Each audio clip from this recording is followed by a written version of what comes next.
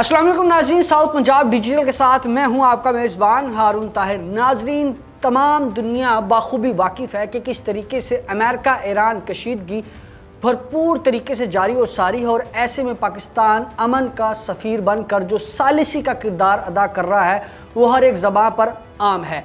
अब क्या होने जा रहा है? अमेरिका ईरान की कशीदगी क्या ख़त्म हो पाएगी? क्या डोनाल्ड ट्रंप वाकई अस खुद पाकिस्तान आकर ईरान के साथ बैठकर हाथ मिलाएंगे? और अगर दोबारा से इस्लामाबाद टॉक्स कामयाब नहीं हो पाते, ईरान और अमेरिका के माबैन किसी भी तरीके के मुज़ाकरात नहीं हो पाते, तो ऐसे में क्या आने वाले वक्त में वाकई हम तीसरी आलमी जंग का सामना करना पड़ेगा? इन तमाम तर अहम बातों से पर्दा उठाने के लिए आज के पॉडकास्ट में हमने मदऊ किया है मारूफ सनतकार हैं, तज्ज़ियाकार हैं, मियाँ राशिद इकबाल साहब। सर बहुत शुक्रिया कि आपने अपना कीमती वक्त दिया। सर जी बहुत शुक्रिया, आपने मुझे मदऊ किया, थैंक यू। सर आप भी देख रहे हैं कि एक बार फिर से इस्लामाबाद में बैठक सजा ली गई है। पाकिस्तान ने पहले भी अपने रिवायती हरीफों को मुंह तोड़ जवाब दिया। एक और मार्का हक करने जा रहा है पाकिस्तान अमन का सफ़ीर बनकर। ये जो इस्लामाबाद टॉक्स की बैठक सजने जा रही है, इसको कैसा देख रहे हैं आप? मैं समझता हूँ कि इस वक्त पाकिस्तान ही वो वाहिद मुल्क है जिसके ऊपर तमाम जो इस तनाज़े के शरीक हैं वो सभी इत्तफ़ाक़ करते हैं, और इसी वजह से पिछली दफ़ा भी इस्लामाबाद ही में टॉक्स हुई थी और दोबारा भी इस्लामाबाद को ही चुना गया है। और पिछली दफ़ा पहली इंटरेक्शन थी तो दोनों फ़रीक़ों ने अपने अपने मुतालबात एक दूसरे के सामने रख दिए थे। तो अब दूसरी दफ़ा अगर वापस आ रहे हैं तो मैं समझता हूँ कि एक दूसरे के मुतालबात को डिस्कस करके उनके ऊपर फ़ैसला करके ही वापस आ रहे हैं, और मुझे बहुत उम्मीद है कि इस दफ़ा मुआहदा हो जाएगा इंशाल्लाह। अच्छा सर, जिस तरीके से पहले भी मुज़ाकरात की टेबल सजी और अब जो ईरानी वज़ीर ख़ारजा हैं वो खुद आए, फील्ड मार्शल से भी मुलाकात हुई, इस मुलाकात को कैसा देख रहे हैं कि इन मुलाकातों के अंदर क्या कुछ तय पाया होगा जिसकी बदौलत से ये मुज़ाकरात अब कामयाब होते दिखाई देंगे? जी, ईरानी वफ़द की पहले आमद से ये बात तो वाज़ेह हो जाती है कि ईरान अब अमेरिका के साथ मुआहदा करने के हालत में आ गया है, और वो प्रिपेयर होके आए हैं, फ़ैसला करके आए हैं। तो मगर अमेरिका का वफ़द जब पहुँचेगा तो फिर ही पता चलेगा कि उनके वफ़द में कौन कौन आता है और किस तरह ये फिर मामलात आगे चलते हैं। मेरा ख्याल है कि बेहतरी की तरफ ही जाएंगे, मुझे बहुत उम्मीद है। आपके तज्ज़ियों के मुताबिक क्या समझते हैं कि जो अमेरिका की तरफ से अब जो वफ़द आएगा, क्या डोनाल्ड ट्रंप अस खुद उस वफ़द का हिस्सा बनेंगे या फिर अपने रिवायती जो उनके रहनुमा हैं उन्हीं को ही सामने लाएंगे? अब तक जो इतलात हैं उसमें तो फ़िलहाल डोनाल्ड ट्रंप साहब या जेडी वैंस साहब दोनों ही नहीं आ रहे, मगर कुशनर साहब आ रहे हैं और उनके मेरे ख्याल वज़ीर दफ़ा आ रहे हैं।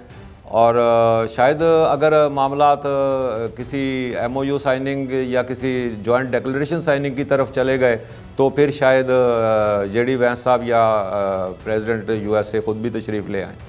अच्छा मीर साहब, एक बड़ा कन्फ्यूजन का शिकार है पूरी पाकिस्तानी कौम कि जो अमेरिका ईरान कशीदगी है इसकी बुनियादी वजह क्या बन रही है, और अब क्या समझते हैं कि कौन से ऐसे नुकात होंगे जिन पर ये दोनों ममालिक जो है यकजहती का मुजाहरा कर सकते हैं? देखिए, बुनियादी वजह तो हम सबको पता ही है कि ईरान की बहुत सारी प्रॉक्सीज़ हैं बैरूत में, फ़लस्तीन में, यमन में, और वो इसराइल और अमेरिका दोनों को ही एक आंख भी नहीं भाती।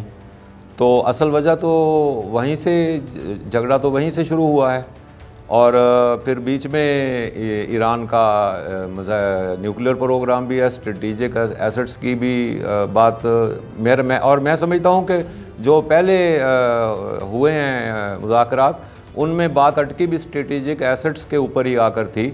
और अब जो कि अगर ईरान खुद वापस आया है इस टॉक्स में तो मेरा ख्याल है कि अब वो सोच समझ कर फ़ैसला करके आए होंगे। इसीलिए मैं बार बार कह रहा हूँ कि मुझे बहुत उम्मीद है कि इस दफ़ा मुआहदा हो जाएगा। इस तमाम तर मामले में पाकिस्तान के किरदार को कैसा देख रहे हैं? अस्करी क़यादत की जो काविशें हैं उनको कैसा देख रहे हो? ख़ास तौर पर वक्त की जो हुकूमती कार्रवाइयाँ चल रही हैं और जो तमाम तर इंतज़ामात किए जा रहे हैं, इस पर रोशनी डालिएगा ज़रा। پاکستان نے اپنی حیثیت سے بہت اوپر جا کر یہ کارنامہ انجام دیا ہے. جیو پولیٹیکل ہائرارکی میں ہمارا نمبر بہت نیچے آتا ہے, مگر کچھ اتفاق اور کچھ ہمارے لیڈران کی محنت ایسے مل گئی. دونوں پچھلے 47 سال سے ایک دوسرے کے ساتھ نہیں بیٹھے, اور ساری دنیا تو کوشش کر ہی رہی تھی کہ یہ ان کے درمیان صلح ہو جائے, مگر کیا بات ہے کہ پاکستان ہی کی کوششیں بارآور ثابت ہوئیں اور باقی لوگ ناکام رہے. تو اس میں میں سمجھتا ہوں کہ ہمارے لیڈران کی محنت کو بھی کریڈٹ دینا چاہیے کہ انہوں نے دن رات محنت کی ہے, اور اس طرح بھڑکے ہوئے غصے کے دو مخالفوں کو ٹھنڈا بھی کیا اور ان کو آپس میں بیٹھنے پر مجبور بھی کیا. تو یہ ایک بہت ہی میں سمجھتا ہوں بڑی سفارتی کامیابی ہے پاکستان کے تمام لیڈروں کے لیے, فوجی لیڈروں کے لیے بھی اور سویلین لیڈروں کے لیے بھی. اچھا میر صاحب, اس تمام تر معاملے میں آبنائے ہرمز ہوٹ کیک کی حیثیت رکھتا ہے, کیونکہ ایک وہی واحد راستہ ہے جہاں سے پوری دنیا میں تیل کی درآمدات اور برآمدات کے معاملات دیکھے جاتے ہیں. تو ابھی کیونکہ مذاکرات کی ٹیبل بھی سج چکی ہے اور فیول پرائسز کے حوالے سے پوری دنیا میں مختلف طرح کی چہم گوئیاں سننے میں آ رہی ہیں, اس وقت اس مذاکراتی دورانیے میں آبنائے ہرمز کی کنڈیشن, سچویشن اور موجودہ صورتحال کو کیسا دیکھ رہے ہیں آپ؟ بہت ہی انفارچونیٹ ہے, کیونکہ یہ ایک بہت ہی بڑا چوک پوائنٹ ہے. جس طرح سوئز کنال ہے اسی طرح یہ آبنائے ہرمز بھی ہے, اور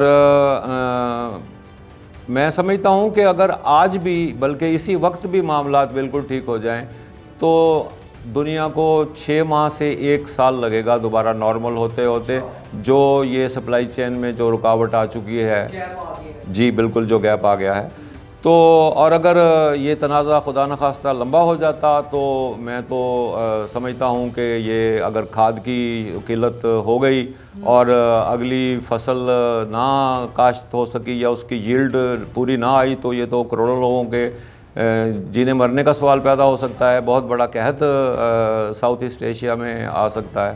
تو دعا کریں کہ ایسا وقت نہ آئے اور اللہ کریں کہ یہ معاملات جلدی طے ہو جائے, مگر اگر نہ طے ہوئے تو یہ تو ایک بہت بڑا المیہ بن سکتا ہے. یعنی کہ آپ کا کہنا ہے کہ اگر امریکہ ایران کی کشیدگی ختم نہ ہوئی تو اس کے اثرات پاکستان کو بھگتنے پڑیں گے؟ ہاں, ابھی بھگت رہے ہیں. دیکھ لیں اب آپ 350-400 روپے لیٹر آپ ایندھن خرید رہے ہیں اور گیس کی قیمت دیکھ لیں کہاں چلی گئی ہے, تو ابھی بھی بھگت رہے ہیں. مگر اگر دیکھیں کھاد آتی ہے وہاں سے بہت زیادہ نا, اور یہ سارے ایشین ممالک وہیں کی کھاد استعمال کرتے ہیں. اب گندم کی فصل تو آ گئی ہے, مگر آگے چاول کی فصل ابھی آنی ہے. اگر وہ چاول کی فصل فیل ہو گئی تو بنگلہ دیش میں, چائنا میں, فلپائنز میں, ملیشیا, انڈونیشیا میں بہت بڑا قحط پڑنے کا خطرہ ہے. اور اللہ نہ کرے کہ ایسا وہ وقت آئے, مگر اگر آ گیا تو وہ یہ بھی پاسبلٹی ہے.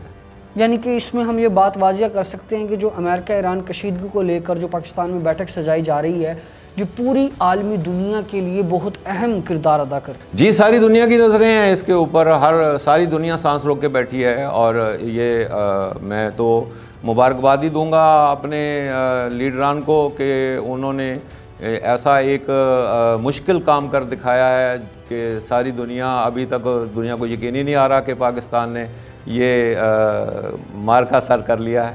تو بہت خوشی کی بات ہے, سب کے لیے خوشی کی بات ہے. اچھا, امن کا سفیر بن کر پاکستان پوری دنیا پر ابھرا ہے, اور ایسے میں آپ بھی بخوبی واقف ہیں کہ کچھ ہمارے روایتی حریف ہیں جو پاکستان ہمیشہ سے ان کی آنکھوں میں اٹکتا رہا ہے, چاہے وہ افغانستان ہو یا بھارت ہو. اور اس تمام تر مذاکراتی ٹیبل کو سجانے میں جس طریقے سے پاکستان نے کلیدی کردار ادا کیا تو بہت ساری چیخیں بھارت کی طرف سے اٹھ رہی ہیں. تو بھارت کے کردار کو کیسا دیکھ رہے ہیں؟ بھارت جو رو رہا ہے, نریندر مودی کی اس وقت کی صورتحال سے ذرا عوام الناس کو آگاہ کیجیے گا میاں صاحب. ایسے ہے کہ جو پوزیشن اس وقت پاکستان کی ہے ایگزیکٹ اسی پوزیشن میں بھارت بھی ہو سکتا تھا اگر بھارت اپنا نیوٹرل سٹانس برقرار رکھتا. مگر جس دن جنگ شروع ہوئی اس دن تو مودی صاحب اسرائیل کے دورے پہ چلے گئے, تو وہ تو کھلا کے اسرائیل کے ساتھ جا کے کھڑے ہو گئے. تو ایسی صورت میں پھر ایران کا تو اعتماد کھو دیا بھارت نے. تو اس وجہ سے بھارت کو تو وہ پھر یہ حیثیت نہیں مل سکتی تھی کہ وہ میڈیٹر کے طور پہ ابھر کے سامنے آئے. اور میں سمجھتا ہوں کہ یہ بھارت کی اپنی غلطی ہے کہ جس کی وجہ سے ہمیں موقع ملا اور ہم نے اس موقع کا بہت ہی اچھا فائدہ اٹھایا ہے اور اپنا جیو پولیٹیکل قد بہت بڑھا ہے ہمارا، اور ہمارے پاسپورٹ کی عزت بڑھی ہے، ہمارے ملک کی عزت بڑھی ہے، اور ہمارے لیڈران کی، ہمارے فوجی لیڈران کی، ہمارے سول حکومت کے لیڈران کی عزت بڑھی ہے۔ تو بہت اچھی بات ہے، میں سمجھتا ہوں کہ بہت ہی اچھی بات ہے، اور اس کے لیے جتنی ان کو مبارکباد دی جائے اتنی کم ہے۔ اچھا، آخر میں چاہوں گا کہ اس مذاکرات سے جڑی جو اہم پیغام ہے عوام الناس تک کیا کہنا چاہیں گے، کیونکہ ہر ایک عام پاکستانی خاص طور پر اس بات کا منتظر ہے کہ وہ خوشی کی نوید سنیں اور ملک کے حالات مزید بہتر ہوں ان مذاکرات کے کامیاب ہونے کے بعد۔ تو اوورآل پاکستانی عوام کو کیا کہنا چاہیں گے آپ؟ پاکستانی عوام کو تو یہی کہنا چاہوں گا کہ مذاکرات اگر کامیاب ہو بھی گئے تو اس کا فائدہ جو ہونا شروع ہوگا وہ کم از کم 2 یا 3 ماہ بعد ہونا شروع ہوگا، ایک دم نہیں ہونا شروع ہو جائے گا۔ ایسا نہیں ہے کہ آج مذاکرات کامیاب ہوں گے تو کل سے ڈیزل اور پیٹرول کی قیمتیں یا LPG کی قیمتیں واپس نارمل پہ چلی جائیں گی۔ یہ اس کو کم از کم 2 سے 3 ماہ لگیں گے واپس جانے میں۔ اور جو اکانومی شرنک ہوئی ہے اس کے تو افیکٹ سب کو جھیلنے ہی پڑیں گے۔ مارکیٹ کا سائز چھوٹا ہوا ہے جس کی وجہ سے ان امپلائمنٹ بھی بڑھے گی اور شرح سود میں بھی اضافہ ہوگا اور مہنگائی میں بھی اضافہ ہوگا۔ تو یہ تو سائیڈ ایفیکٹس ہیں اور اس جنگ کے، اور یہ تو سب کو برداشت کرنے ہی پڑیں گے، مگر 2 سے 3 ماہ میں سمجھتا ہوں کہ لگیں گے، حوصلہ اور ہمت کے ساتھ اگلے 2-3 ماہ ہمیں گزارنے پڑیں گے، اس کے بعد جا کے ہمیں کوئی واضح کمی نظر آئے گی قیمتوں میں۔ بہت شکریہ میاں صاحب۔ ناظرین، جیسا کہ آپ جانتے ہیں کہ اسلام آباد ٹاکس کی دوسری بیٹھک اسلام آباد میں سجنے کو تیار ہے، جس میں امریکہ ایران کی کشیدگی کو ختم کرنے کے لیے بطور سفیر امن پاکستان اپنا کلیدی کردار ادا کر رہا ہے، اور ہمارے تجزیہ کاروں کے مطابق امید یہی کی جا رہی ہے کہ اب جو دوبارہ سے نشست سجنے جا رہی ہے، اس نشست میں پاکستانیوں کو خوشی کی نوید ضرور سننے کو ملے گی۔ ساؤتھ پنجاب ڈیجیٹل کے پلیٹ فارم کے ساتھ بنے رہیے گا، ہمارے چینل کو لائک کیجیے گا، سبسکرائب کیجیے گا۔ نئے پوڈ کاسٹ میں دوبارہ آپ کی خدمت میں حاضر ہوں گے نئی اپڈیٹس لے کر۔ اللہ نگہبان۔